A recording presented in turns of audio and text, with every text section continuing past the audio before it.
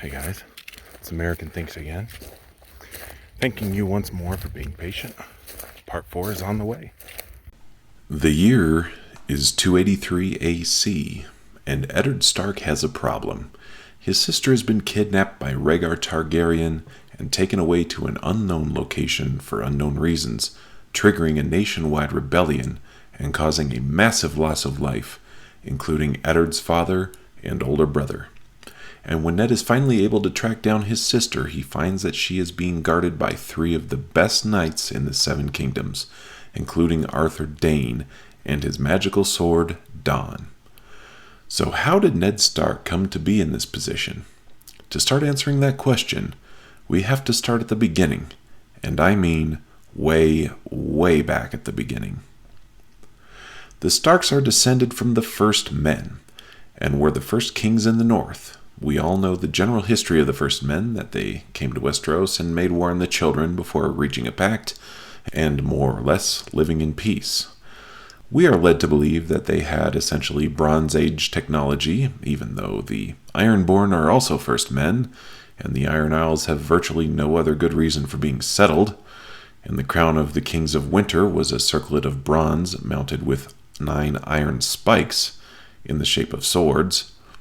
And all the Stark kings in the Winterfell crypts have iron swords across their tombs. Keep it in mind, it's likely to pop up again before this series is finished.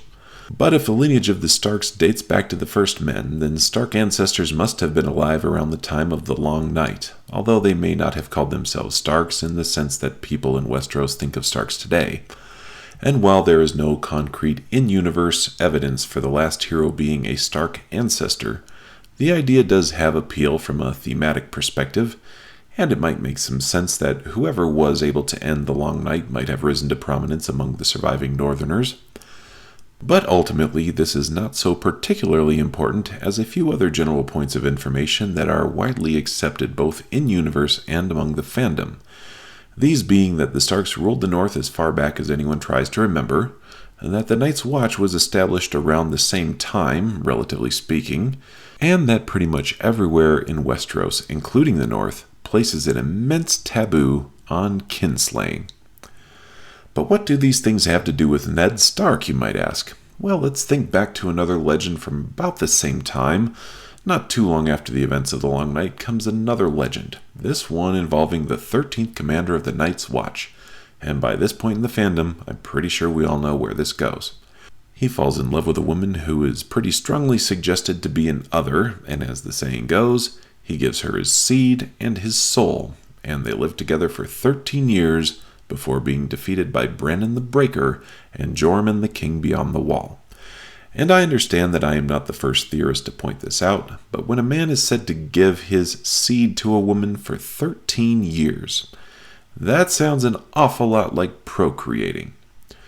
So when Brandon the Breaker, and to be clear here, by this we mean Brandon Stark, defeats the Night's King to end his reign of terror, he very likely finds several young kids running around the Night Fort who are carrying genes of both the first men and the others. And this situation suddenly gets more complicated when we consider Old Nan's assertion that the Night's King was also a Stark and brother to Brandon the Breaker, because this means that these children would be Brandon's nieces and nephews, and killing them would be kinslaying. So what would Brandon the Breaker do with these children? What did Ned Stark do in the same situation? The likelihood is that these children were brought back to Winterfell, and that their genes were passed on into the Stark bloodline. The bloodline that gives the Stark children their affinity for skin changing, the bloodline that the Starks spread to their vassals, but not to the Boltons, who in return loathe them for it and flay their skin, that bloodline came from the others. It is a secret the Stark family have been desperately trying to keep. And it is also the answer to the question that I asked way back in episode 1 of this series. What did Rhaegar find that gave him the conviction to chart the course for the rest of his life? Somehow, some way, Rhaegar deduced the true nature of the Stark genes, and for a man who was obsessed with the prophecy of the prince that was promised, the symbolism of combining his fire genetics with Stark ice genetics had to be far too obvious and far too appealing. But, you might say, this theory of yours all hinges on a story that Old Nan told Bran. How is Old Nan a reliable source for information that is thousands of years old? And I agree. That is a very reasonable question to ask, and in response, I say that this information is more like about 200 years old. And just like with the Lyanna episode, this all comes back to good Queen Alysanne. Let me explain. When Aegon the Conqueror invaded Westeros, a funny thing happened. Torrhen Stark, then King of the North, yielded to Aegon without a fight and accepted a new role as Warden of the North. Now, this is commonly explained by saying Torrhen was worried about a repeat of the Field of Fire. And by all means, this is something to be worried about, but for a king who could just as easily sit behind Mont Cailan, and who was the most culturally different from the invading Targaryens, Torrhen's submission appears to be far too simple. And in the aftermath, many Northerners, including Torrhen's own sons, seem to have held this same opinion. But in consequence, Torrhen got to return to the north and maintain his position in Winterfell. Aegon moved on to more pressing matters, and the north was more or less ignored as an unimportant backwater until 58 years later, when Jaehaerys and Alysanne decided to visit the north. The Fire and Blood book gives an account of this visit, and let me tell you, it is loaded with some juicy tidbits. Alaric Stark meets Queen Alysanne as she lands Silverwing outside of Winterfell, and she hardly has time to dismount before Alaric tells her a few things, in particular, that Winterfell can't spare a lot of food, that winter is coming, that she shouldn't expect to have balls and dances, and that Northerners have been killing wolves. Wait, say that again? The sigil of House Stark? They've been killing wolves? Yeah. In fact, Alaric practically brags that his own wife has killed 2 wolves with an axe. And this just happens to coincide fairly well with Theon Greyjoy's statement, 240 years later, that there has not been a direwolf sighted south of the Wall in 200 years. When King Jaehaerys arrives, the first thing Alaric Stark does is take him down to the crypts. And what does King Jaehaerys see down in the crypts? Statues of old Stark kings dating back thousands of years? No, that would be far too interesting.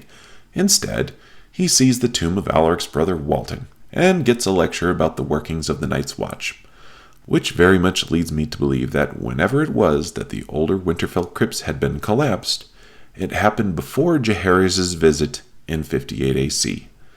But I would be willing to bet a significant amount of money, or at least a cask of Arbor gold from a very good year, that the Winterfell crypts had still been standing when Torrhen Stark bent the knee. Because unlike other families of first men in the north, the Starks could not visit their ancestors by going to weirwood trees. The Winterfell crypts are the physical as well as the spiritual edifice of Stark ancestry, and there is no compelling reason why the Stark crypts would be buried, and why the Starks would not be in the business of unburying the crypts, unless there was something down there that the Starks didn't want anyone to see. And while none of this really mattered before the Targaryen conquest, the Starks could just hide behind the neck and be kings of the north and not allow anyone into their crypts if they didn't feel like it. After the Targaryen conquest, the Starks suddenly had overlords who could fly up to Winterfell and go visit the crypts whenever they damn well pleased, which, by the way, happened not only with Jaehaerys and Alysanne, but later with Jaehaerys as well. So in my view, when Torrhen Stark realized the truth about the Targaryen conquest, he must have also realized that if the Targaryens ever learned the dark secret that resided in Stark genes, it would be no great stretch to suppose that Stark skin changing might serve as a proxy for riding dragons, and that the Targaryens would either hunt them down to eliminate the threat, or subjugate the Starks for breeding purposes. As quickly as he could, Torrhen Stark must have returned to the north, collapsed the crypts, and started hunting direwolves. And by the time Aegon's descendants visited Winterfell, they found Alaric continuing the great act. "Nothing to see here, my lord. Just a bunch of old crypts and nothing important. Can't feed you much food. Winter's coming, you know. Oh, wolves? Nah, not important. We hunt those things. And no, I don't want to marry my kids into the royal family, but thanks for asking." So what does this have to do with old Nan? Well, she was born sometime in the early 200s AC, or roughly 200 years after the time that I theorize the crypts would have been collapsed, which means that while she would not have visited the crypts herself, if other servants at Winterfell had snuck into the crypts around the time of the Targaryen conquest, or if the true Stark lineage had been a whispered secret among the small folk of Winterfell around that time by people who had snuck into the crypts and learned the truth, then Nan's legend about the Night's King might have only been fourth or third-hand information, which is far more recent than the thousands of years put forward by those seeking to discredit old Nan's story. Now, if you're still not convinced, consider one more piece of circumstantial evidence. In part 2 of this theory, I put forward the idea that a lot of things happened in the North following the visit of good Queen Alysanne. In particular, I had a small discussion about the abolishment of the First Knight, and while I think most listeners understood the point I was making, I did get a few critical responses regarding my character in the comments section because I suggested it was originally practiced as a way to provide upward genetic mobility in Northern society. So since we're on the topic, let's discuss this in a little more detail. The source for this story comes primarily from the Fire and Blood book, and is revealed in a small council meeting with Alysanne and Jaehaerys and their advisors. We should already know by now that small council meetings are essentially about political maneuvering, and not really so much about, say, historical or sociological inquiry. When you take it in this context, the small council meeting goes something like this. The Northerners have this thing called the First Night. I really don't like it. Yes, that's true. But we also have something like that. Of course, when we do it, we are good. But when the Northerners do it, they are bad. I want to get rid of it. Okay, let's do it. All in favor say aye. Aye. Aye. Aye. Sounds good. Well, next order of business is Carol's birthday party. Carol, we all signed you a card. We're really glad to have you here for another year. It's called name day, you imbecile, not birthday. Way to ruin suspension of disbelief. And of course, we readers know that this new law was really meant for people other than Targaryens, because by the time of the Dance of the Dragons, there just so happened to be a lot of dragon seeds still running around. But despite all that being said, I do believe that Alysanne's version of events was likely fairly accurate, and furthermore, is also evidence of Torrhen Stark's cover-up scheme. Think of it this way. With Targaryens, their great superpower is dragons. Everyone knows it. So it would make sense that they might treat dragon seeds as something special. However, with the Starks, whatever great superpower they might have had been covered up for more than half a century. Consequently, there's no reason to have any respect for the First Knight or for the children it might produce, and it most likely would become a way for horny lords to take advantage of their subjects, which is pretty much what Queen Alysanne describes. And for one final piece of evidence, let's consider Ned Stark's POV. Through the entirety of Ned's POV scenes, he does not think about anything remotely related to this topic at all. Ned even tells Catelyn, the others are as dead as the children of the forest, gone 8,000 years. Maester Luwin will tell you they never lived at all. No living man has ever seen one. Which is ironic, seeing as how Ned had just killed Garrett not long before. And Ned only put nominal effort into stopping Jon Snow from going to the Wall. If he had any idea that Jon carried the most potent genetic material in the history of Westeros, he probably would not be so cavalier about letting Jon go off to the Wall and take a vow of celibacy. And when George R. R. Martin states that he could not write a POV of Howland Reed because Howland knows too much, he is indirectly implying that Ned does not know much at all because he is a POV character. So the Torrhen Stark cover-up plot has worked so well that over the course of 3 centuries, the cover-up has extended to his own descendants. Ned Stark has a problem.